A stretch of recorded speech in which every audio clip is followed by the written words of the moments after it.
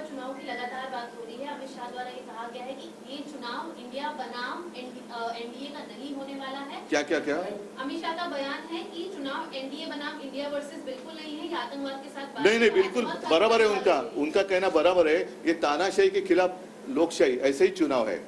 तानाशाही हटाओ, देश को बचाओ, बिल्कुल सही कहा उन्होंने। अभी अभी कुछ लोग सुधर रहे हैं, उनमें से शायद एक है ये घटनेमध्ये दुसरा कोणीतरी मुख्य सूत्रधार आहे असं तुम्हाला म्हणायचं का? असू शकतो कारण ही केस वाटते तेवढी सोपी दिसत नाहीये की नुसतं त्यांनी गोळ्या घातल्या आणि स्वतःला गोळी घालून घेतली हे एवढं काही सोपं नाहीये। कारण जवळून जर का त्याला गोळी घातली जाऊ शकते। जे अगदी सुपारी किलर असतात ते जवळूनच गोळ्या घालतात, तसं त्याला मॉरिसला घातली असेल कोणीतरी। फुटेज बाहेर आलं, तुमची मागणी आहे का या प्रकरणातले सीसीटीव्ही फुटेज? ते आलं ना थोडंसं बाहेर, पण त्याच्यामध्ये ते पूर्ण नाही आलेलं। गणपत गायकवाडच्या याच्यामध्ये कोणी तुम्ही मागितलेलं का फुटेज? नव्हतं। आमचं निवडणुकीच्या वेळेचं अंतर्गत निवडणुका झाल्या त्याचं फुटेज कोणी मागितलं नव्हतं, तरी सुद्धा यांनी निकाल दिला। मग हे फुटेज आम्हाला बाहेर काढावं लागलं। हे एका काही तासामध्ये हे फुटेज बाहेर आलं कारण ते त्यांच्या सोयीचं होतं। आता याच्यामध्ये संपूर्ण फुटेजमध्ये मॉरिस त्यांना गोळी घालताना असं फुटेज नाहीये। गोळ्या जात्या तो अभिषेक बिचारा जखमी होऊन पडलाय हे कळते, आणि मॉरिस आत्महत्या करतानाचं फुटेज आहे का? मला असेल नाही, मॉरिस आत्महत्या करतानाचं फुटेज असेल तर ते यावं, म्हणजे याच्यावरती काय तो निकाल लगेल। जे विरोधी पक्षांनी आरोप केलेला आहे पक्षनेत्यांनी की जे प्रवक्ते आहेत ते प्रवक्ते या हत्येच्या मागे असण्याची शक्यता आहे। मला तो पुरुष असेल किंवा महिला, मला नाही माहित। त्यांनी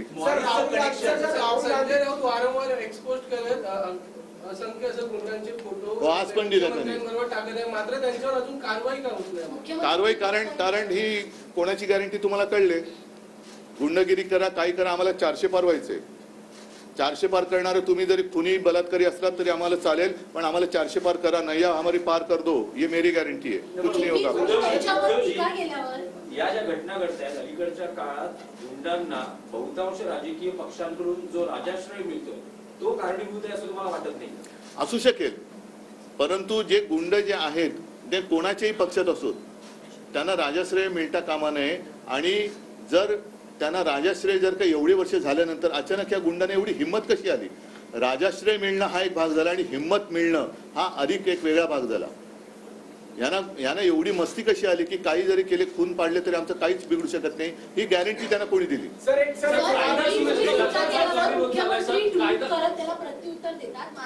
काय काय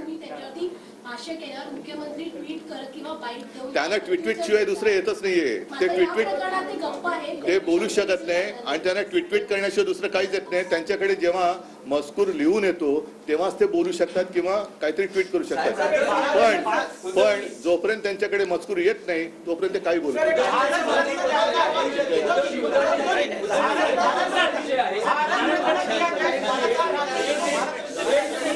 मी आता ऐका एकच मिनिट, अरे जरा एकच मिनिट, अरे जरा ऐका ना एकच मिनिट, जरा एकच मिनिट।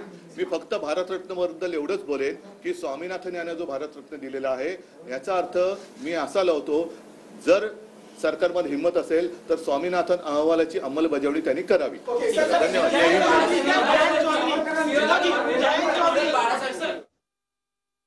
फक्त 400 पार करण्याचं भाजपचं उद्दिष्ट आहे असं उद्धव ठाकरे यांनी म्हटलंय। आणि खून केला तरी सुद्धा या एकूण मुद्द्यांवर उद्धव ठाकरे यांनी आपलं आजचं वक्तव्य केलेलं आहे। मॉरिसचा आत्महत्या करतानाचा व्हिडिओ नाही अशी एक शंका उपस्थित केलेली आहे ठाकरेंनी। मॉरिस घोसाळकरांवर गोळ्या घालतो आहे त्याचा व्हिडिओ नाहीये अशी सुद्धा ठाकरे यांची ही तक्रार आहे।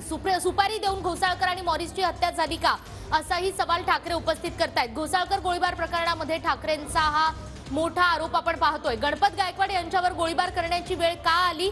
उद्धव ठाकरे यांचा आणखी एक महत्त्वाचा सवाल। तर करोडो रुपये कुठून आले, चौकशी होणार की नाही असाही सवाल उद्धव ठाकरे उपस्थित करतायत। मॉरिसच्या आत्महत्येचं फुटेज का नाही? त्याचबरोबर गणपत गायकवाड यांचा मुख्यमंत्री शिंदेंवर कोट्यवधी रुपये घेतल्याचा आरोप आहे, मग आता चौकशी होणार की नाही असे एकूण महत्त्वाचे मुद्दे उद्धव ठाकरे यांनी उपस्थित केलेले आहेत। हुकुमशाही विरुद्ध लोकशाही अशी ही आताची निवडणूक आहे असंही ठाकरे म्हणतायत.